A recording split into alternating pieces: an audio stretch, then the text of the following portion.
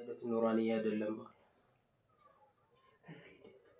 قاعدة النورانية አይደለም ሁለት ፈትሐ አለን ከላይ ሁለት ከስራ አለን ሁለት ضمة ሲኖረን እንዴት ነው የምናነበው ስንት ሁለት ፈትሐ ሲኖረን ሁለት ከስራ ሲኖረን ሁለት ضمة ሲኖረን እንዴት ነው የምናነበው ድርብ አናባቢ ይባላል በአጠቃላይ ተንዊን ተብሎ ነው የሚጠራው ግን እስቲ እንየው ይኸውላችሁ አንድ ጊዜ በደንብ ስሙኝ ይኸውላችሁ እየጻፍኩ ላስረዳችሁ ነው እየጻፍኩ ማስረዳት ደስ ይለኛል ለዛ ነው እንጂ አንድ ፊደል በፈትሐ ሲኖርበት ምንድነው ብለናል አንደኛ ቤቱ በ ነው ሲደመር ኑን ስኩን ማለት እያንዳንዱን ፊደል ወደ ስንተኛ ቤት ድምጽ ይቀይረዋል ብለናል አንድ ሰው ከኔ ጋር የሚሞክር እንዴ ምንድነው ነው ኹጥባ ነው እንዴ ያረከ ያለው ተብላችሁ እኮ ጸጥ ማለታችሁ እኮ ይመቸኛል ግን በሐያት መኖራችሁን ራሱን ያጠራጠራል ይሄኔ አንዱ በቃ ኪችን ካቢኔት ላይ አስቀምጠሽ ሄደሻል እኮ እስቲ አንድ ሰው ከኔ ጋር አብሮኝ ሚደርቅ ማን እስቲ ማን አልከኝ ሳዲቅ መርሐባ ሳዲቅ አብረን እንሂድ ሳዲቅ እና እኔና ሳዲቅ አሁን በደንብ አዳምጡ ሳዲቅ አሁን ተንዊን ልናይ ነው እስቲ አንድ ፊደል ፈትሐ ሲገባበት ወደ ስንተኛ ቤት ይቀየራል ወደ አንደኛ ቤት ስለዚህ ማን ይሆናል በ ይሆናል አይደለ ሲደመር ኑን ስኩን ኑን ላይ ስኩን ሲገባበት ደግሞ ስኩን ወደ ስንተኛ ቤት ነው የሚቀይረው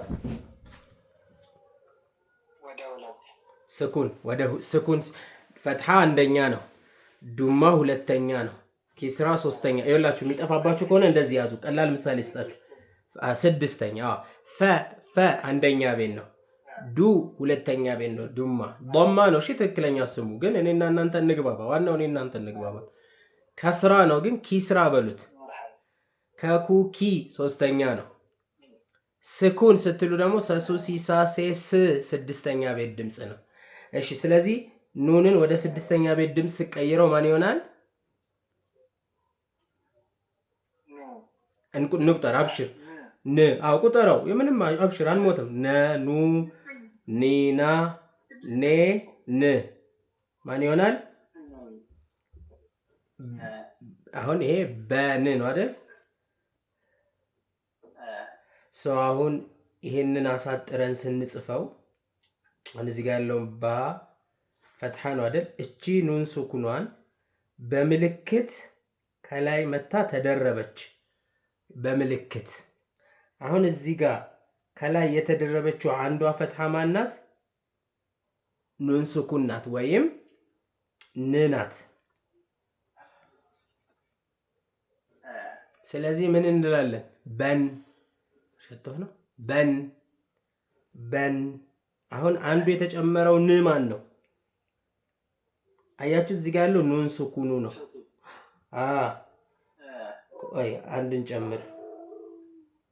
አንድን ጨምር አሁን ይሄ ፊደል ማን ነው ሲን ነው አሁን ፈትሐ ሲኖርበት ምን ይሆናል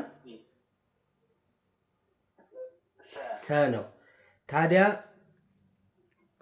ኑን ሰ ነው ግን እዚህ ጋር አንድ ስንጨምርበት እዚህ ጋር የተጨመረችው አንዷ ፈትሐ ማናት ኑን ሱኩን ናት በምልክት ተቀምጣ ነው እንጂ ኑን ሱኩን ናት እዚህ ላይ ከላይ የተደረበችው ኑን ሱኩን ናት ያ ኑን ሱኩን ማለት ነኑኒና ነ ነው ስለዚህ ሰን እንላለን ቁርአን ስንቀራ ፈትሐ ስንለማመድ የምንጨምረው እዚህ ጋር ያለው አንዱ የምንጨምረው ን አሁን ይሄ ሰን ነው እዚህ ጋር ያለው ኑን ሱኩን ማለት ነው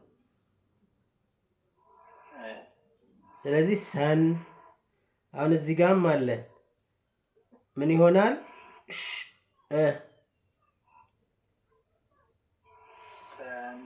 ማን ነው ሺን ፈትሐ ስለሆነ ሸን አሁን እዚህ ከላይ የተጨመረችው አንዷ ማናት ኑን ሱኩን ናት አሁን ዝም ብላችሁ ን ማለት እኮ አይደለም አሁን እኔ ዝም ብያችሁ ን በሉ አይደለም ከነ ምክንያቱ እየነገርኳችሁ ነው አሁን እዚህ ጋር እሺ የመጀመሪያውስ ፈትሐ ነው አውቀነዋል አ ነው እንላለን ከዛ እዚህ ጋር ያለው ይሄኛው ምንድነው ከተባላችሁ ይሄ ማለት እዚህ ጋር የተጨመረው ማለት ኑን ሱኩን ማለት ነው። ለዛ ነው ን የምንለው አን የምንለው ንን ያመጣ ነው ከዛ ነው። አሁን ስትቀሩ ከነ ይሄ አሊፍ መማሪያ መጽሐፉ ላይ ዲቴል እንድታዩ እንዳትረሱት እኮ ነው። ድጋሚ ያንን እንዳትረሱት ነው። በከስራ ቢሆንም ለምሳሌ አሁን ይሄ ጂም ነው። ከስራ ስላለበት ምን ይሆናል? ጂ ነው። ከስራ ወደ ስንተኛ? ወደ ጂ። እሺ አሁን ጂ ላይ ኑን ላይ ስኩን ሲጨምር ምን ይሆናል? ነ ጂን ማለት። ነገር ግን ይህን አሳጥሮ ሲጻፍ ጂ ብሎ ተጽፎ ኑን ሱኩኑ ከታች ተጨመረ። እዚህ ጋር ከታች የተጨመረው አንዱ ከስራ ማን ነው? ኑን ሱኩን ወይም ን ነው። ይሄ ትምህርት ወደፊት ኑን ሳኪና ተብሎ ሰፍቶ ይመጣል። ስለዚህ ቁርአን ስትቀሩ አሁን እዚህ ጋር ን የሚል ድምጽ ስትጨምሩ ከየት ነው ያመጣችሁት ማለት ነው? ኑን ሳኪና ማን ነው? ን የምትለዋ ድምጽ ይወጣ። አሁን እዚህ ጋር እስቲ ይሄንን በለው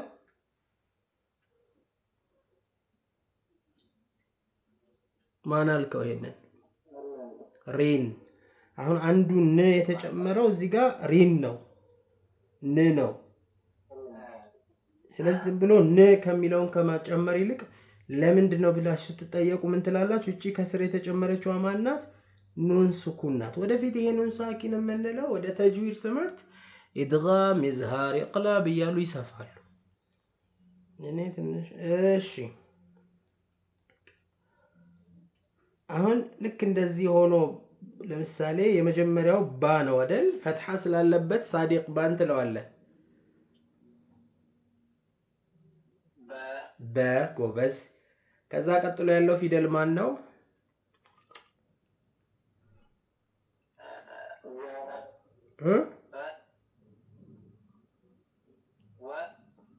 ይሄ ከስር ሁለት ነጥብ ያለው ያ ነው አይደለ? አይደለም።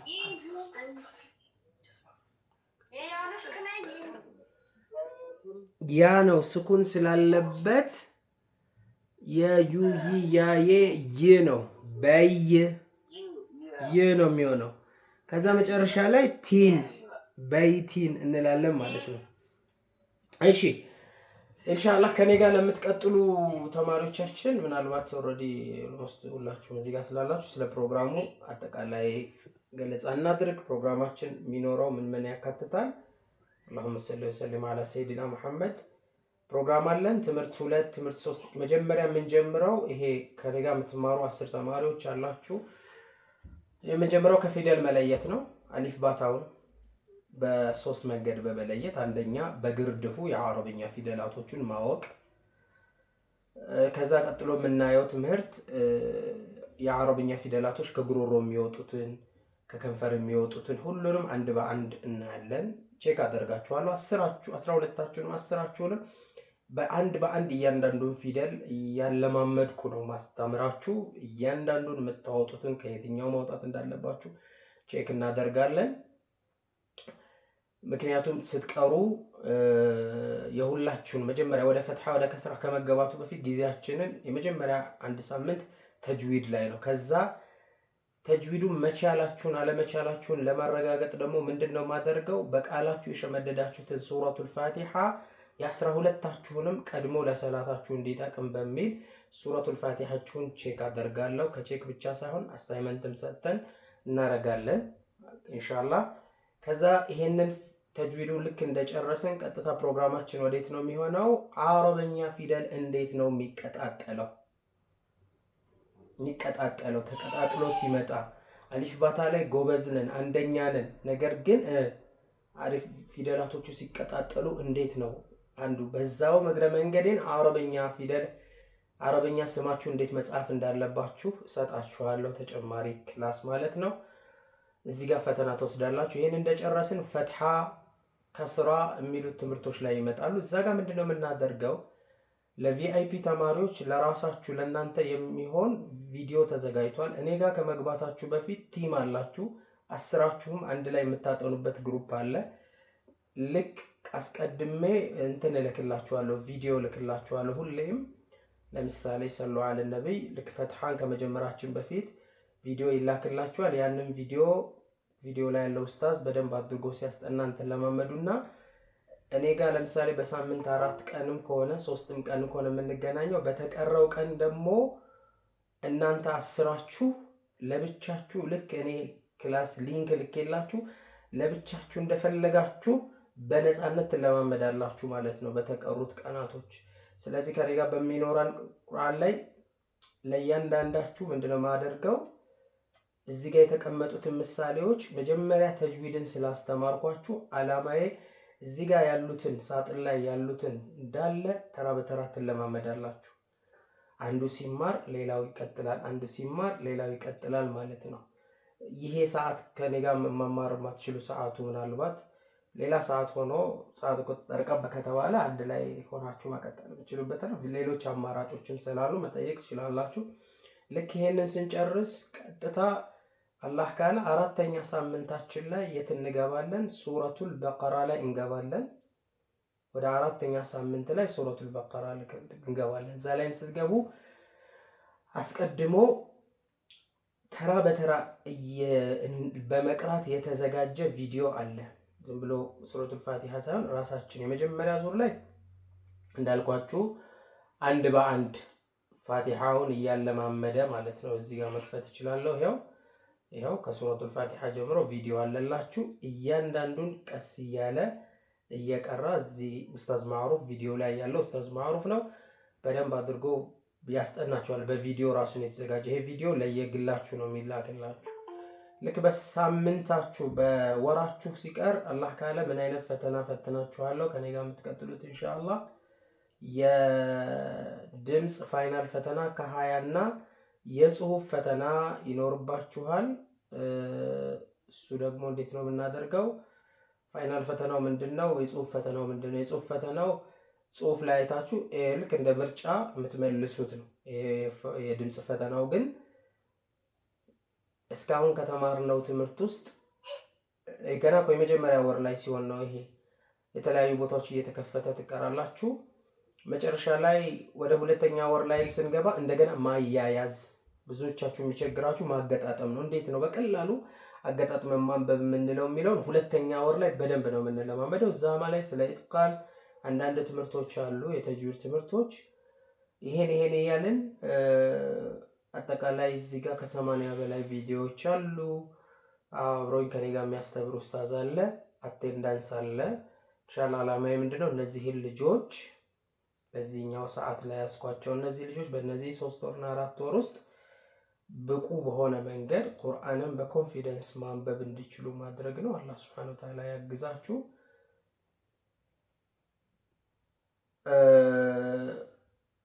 በዚህኛው መከታተል ትችላላችሁ። ምናልባት የኔ እዛ ጋር ያስቀመጥኩት ሰዓት ካለኝ ክፍተት ሰዓት አንፃር ነው። ነገር ግን የሚመቻችሁን ሰዓት እናንተ ተናግራችሁ ለእናንተ የግል ኡስታዞች አሉ፣ ፕሮፌሽናል የሆኑ ኡስታዞች አሉ።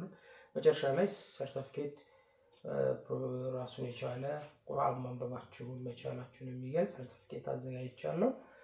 ለነበረን ቆይታ በጣም ነው የማመሰግነው። እንደ እውነቱ ሀቅ ለመናገር ለመጀመሪያ ጊዜ ፌስቡክ ላይ ገብቼ ቁርአንን በ3 ቀን በነፃ ላስቀራችሁ ብዬ ማስታወቂያ ሰርቼ ነበር። አይታችሁ ከሆነ ሰለላሁ ዐለይሂ ነብይ ይኸው ሐቃቁን እዚህ ነው የምነግራችሁ። ዓላማው ምን ነበረ? የሚጻፉት ኮሜንቶች በሙሉ ሌላ እምነት ተከታይ ሲያየው በጣም የሚከብድ ነው። ምክንያቱም እኛ ጋር እንደምታዩት እንደዚህ እምነታቸውን የማያከብሩ ጴንጤዎች እንኳን አዛርገውናል። እዚህ ዋትስአፕ ግሩፕ ላይ የገቡ እንኳን በጣም ነው የሚሳደቡት፣ የራሳቸውን ዓላማ የሚያስፈጽሙት። ግን የሚለቀቁ ቪዲዮዎች ላይ አይታችሁ ከሆነ በጣም ቁርአን እንደከበደን በቃ ለቁርአን ምንም ፍላጎት እንዳለን ከመናገር ይልቅ ወላሂ ያለን ነገር እዛ ጋር የሚያሳየው እንዴት ነው ያንን በማሳየት በማሰብ ነው ይሄ የነፃ ፕሮግራም እንደሆነ የተዘጋጀው። ከዛ ደግሞ ይሄን ስታዩ እውነትም እናንተ እንደምታስቡት ላይሆን ይችላል፣ ከባድ ላይሆን ይችላል። የሁሉ ሰው ኮሜንት እያደረገ የነበረው አብዛኛው ቁርአን እንደከበደው የሚናገር ሰው ነው። ቁርአን እንደከበደው ምን ቁርአን እኔ ይገባኛል ብላችሁ ነው ብለው የሚናገሩ በጣም ብዙ ቴክስቶች አሉ፣ ብዙ ኮሜንቶች አሉ። ስለዚህ አላማው ይሄንን ፕሮግራም ማስከተል ነው እንጂ አልሐምዱሊላህ እንደ ቪአይፒ ትምህርት ቤቱ በጣም ብዙ የቪአይፒ ተማሪዎች አሉ፣ የኖርማል ክላስ ተማሪዎች አሉ። በዛ መቀጠል ትችላላችሁ። እስቲ ጥያቄ ካላችሁ ጥያቄያችሁን እቀበላለሁኝ። በእኔ በኩል ያለኝ ዛሬ ይሄ ነው። መጀመሪያ ትምህርቱ ላይ ያልገባችሁ ነገር ካለ ከዛ ደግሞ ይመስለኛል ቅድም ሰሚራ ደግሞ መሀል ላይ ኦሪየንቴሽን እየሰጠች ነበር። ለሷም ጥያቄ ካላችሁ ይቻላል።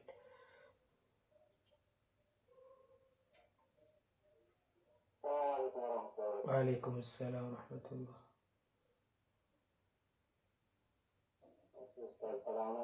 አልሐምዱሊላህ።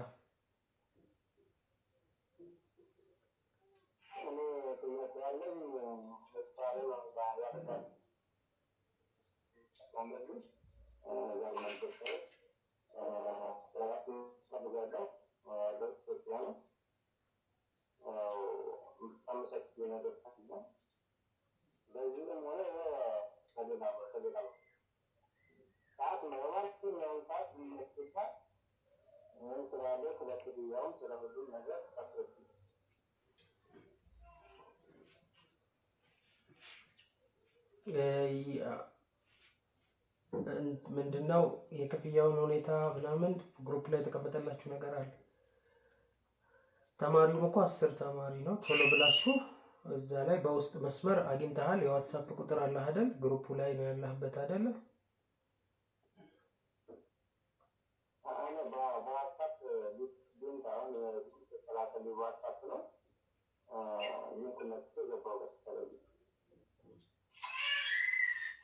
እሺ አሁን ሊንኩ ተለቆላችኋል። አሁን ይሄንን ከኔ ጋር መማር የምትፈልጉ ምናልባት ይሄኛውን 10 ተማሪ ብቻ ነው የምፈልገው፣ ከዛ በላይ አልቀበልም።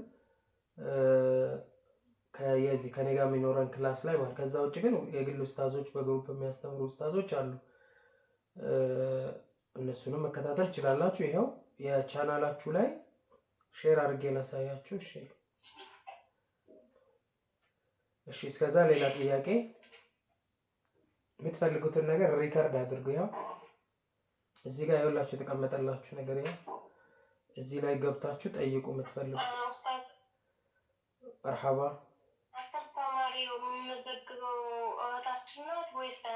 እኔ አይደለሁም እህታችሁ ናት የምትመዘግበው። ፈጠን በሉና ቦታ ሲይዙ ታላ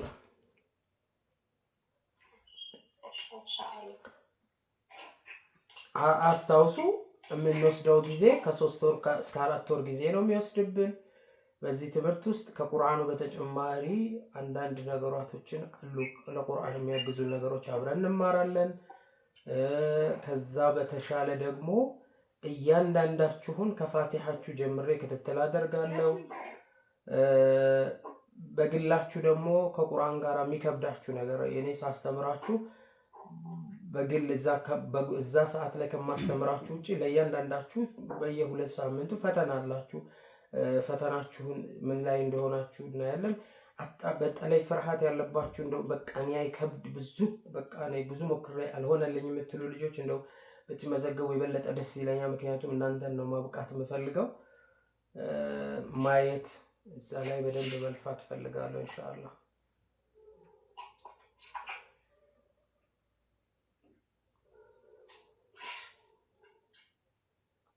ጥያቄ ካላችሁ ያው እዚህ ጋር ነው የምትመዘገቡት።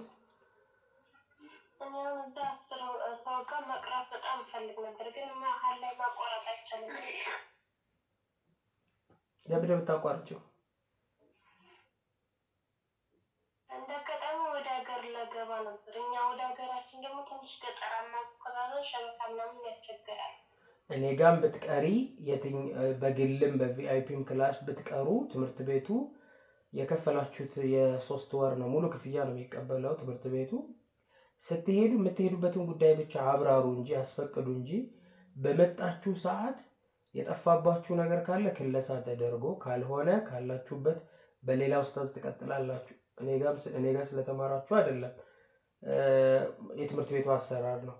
ሳታስፈቅዱ ግን ትምህርት ቤቱም ዝም አይልም፣ ይደውላል፣ ቼክ ያደርጋል፣ የተለያዩ መልእክቶች ያስቀምጣል። እየከፈትኩ ማሳየት እችላለሁ። ስለዚህ ብትቆረጪ፣ ስራ ብትቀይሪ፣ ሸበካ ቢያስቸግርሽ ምናምን ነገሮችን ብቻ አስፈቅዱ። አደቡን ማስፈቀድ ነው።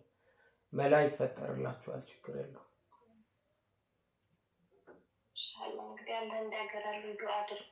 ኢንሻአላህ። እንዴት ነበር ቆይታችሁ? እንዴት ነው? ለውጥ አገኛችሁበት? ምን አይነት ሂንት አላችሁ? እስቲ ንገሩኝ። እሱን እንስማ። ስለምዝገባው ከማውራታችሁ እስቲ ስለነበራችሁ ቆይታ ንገሩኝ።